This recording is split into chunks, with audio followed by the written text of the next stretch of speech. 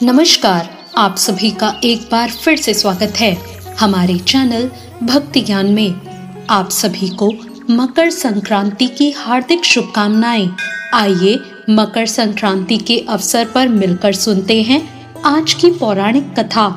हिंदू धर्म में शायद ही कोई ऐसा त्योहार हो जिससे जुड़ी कोई पौराणिक कथा या कहानी ना हो। बात मकर संक्रांति पर्व की करें तो इससे भी कई जुड़ी कहानियां प्रचलित हैं। धार्मिक मान्यताओं के अनुसार मकर संक्रांति के दिन ही गंगा मैया भागीरथ के पीछे पीछे चलकर कपिल मुनि के आश्रम से होती हुई क्षीर सागर से जा मिली थी। कहते हैं कि इसी दिन भगवान विष्णु ने असुरों का अंत किया था।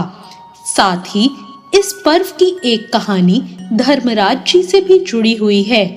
इसे इस पर्व में जरूर पढ़ना या सुनना चाहिए।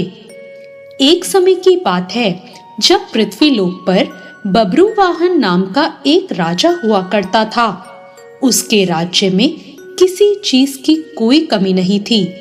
इसी राज्य में एक हरिदास नाम का ब्राह्मण भी रहता था, जिसका विवाह गुणवती से हुआ था, जो कि बहुत ही धर्मवती और पतिव्रता स्त्री थी। गुणवती ने अपना पूरा जीवन सभी देवी देवताओं की उपासना में लगा दिया और वो सभी प्रकार से व्रत किया करती और दान धर्म भी करती थी। इसके अलावा अतिथियों की सेवा को वो अपना धर्म मानती थी। ऐसे ही ईश्वर की उपासना करते हुए वो बूढ़ी हो गई। जब उसकी मृत्यु हुई तो धर्मराज के दूत उसे अपने साथ धर्मराजपुर ले गए। यमलोक में एक सुंदर सिंहासन पर यम धर्मराज विराजमान थे और उनके पास चित्रगुप्त भी बैठे थे।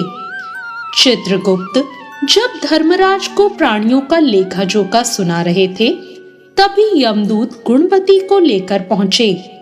गुणवती यमराज को देखकर थोड़ी भयभीत हुई और वो मुंह नीचे करके खड़ी हो गई। फिर चित्रगुप्त ने गुणवती का ब्यौरा निकाला और उसके बारे में धर्मराज जी को बताया। धर्मराज जी ने गुणवती का पूरा ब्यौरा देखा और वो प्रसन्न हुए, लेकिन फिर भी उनके मुख पर थोड़ी सी उदासी छाई हुई थी।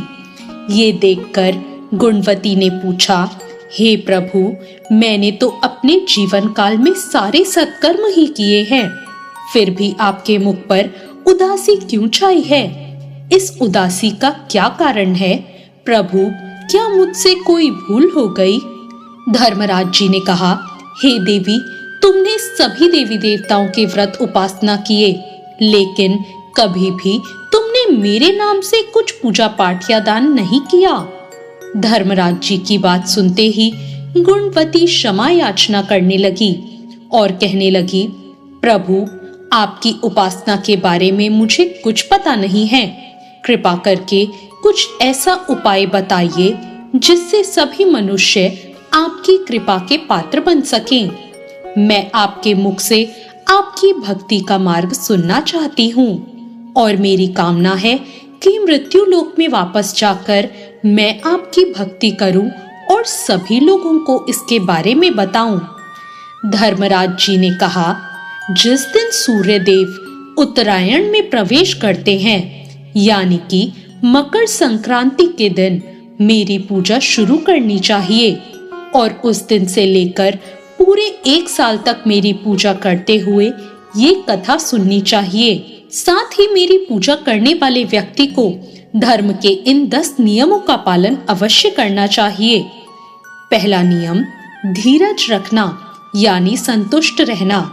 दूसरा नियम, अपने मन को वश में रखना और सभी को क्षमा करना। तीसरा नियम, किसी प्रकार का दुष्कर्म नहीं करना। चौथा नियम, मानसिक और शारीरिक शुद्धि का ध्यान रखना। पांचवा नियम, अपनी इंद्रियों को वश में रखना। छठा नियम, बुरे विचारों को अपने मन में न लाना। सातवां नियम, पूजा पाठ और दान पुण्य करना। आठवां नियम, व्रत करना और व्रत की कहानी सुनना। नौवां नियम, सच बोलना और सभी से अच्छा व्यवहार करना। 10वां नियम, क्रोध न करना। धर्म के इन सभी लक्षणों का पालन करते हुए 1 साल तक मेरी कथा नियम से सुने, दान पुण्य और परोपकार के काम करें और अगली मकर संक्रांति पर इस व्रत का उद्यापन करें। इसके बाद मेरी एक मूर्ति बनाकर विधि विधान से प्राण प्रतिष्ठा करवाकर हवन पूजन करें और साथ ही चित्रगुप्त की भी पूजा करें और काले तिल के लड्डू का भोग लगाएं। इसके बाद ब्राह्मण भोज करवाएं और बांस की एक टोकरी में 5 सेर अनाज का दान करें। साथ ही किसी जरूरतमंद को गद्दा, तकिया, कंबल, छप्पन, लोटा और वस्त्र आदि का दान करें। संभव हो तो गौदान भी अवश्य करें। धर्मराज जी से व्रत की पूरी कथा सुनकर गुणवती ने पुनः धर्मराज जी से प्रार्थना की, हे प्रभु, मुझे फिर से मृत्युलोक जाने दीजिए, जिससे मैं आपका व्रत कर सकूं और साथ ही इस व्रत का प्रचार दूसरे लोगों में भी कर सकूं। इस पर यमराज ने गुणवती को धरती लोक पर वापस भेज दिया। धरती पर वापस आकर गुणवती ने धर्मराज जी द्वारा बताए गए व्रत के बारे में अपने पति को बताया। मकर संक्रांति आते ही गुणवती और उसके पति ने ये व्रत शुरू किया। इस व्रत के प्रभाव से उन पर धर्मराज जी की कृपा हुई और उन्हें मोक्ष की प्राप्ति हुई। तो ये थी आज की कथा। आपको ये कथा कैसी लगी कमेंट करके जरूर बताएं। कथा अच्छी लगी हो तो लाइक जरूर करें और इस वीडियो को औरों को भी शेयर करें। और अभी तक मेरे चैनल को सब्सक्राइब नहीं किया हो तो सब्सक्राइब जरूर करें। धन्यवाद।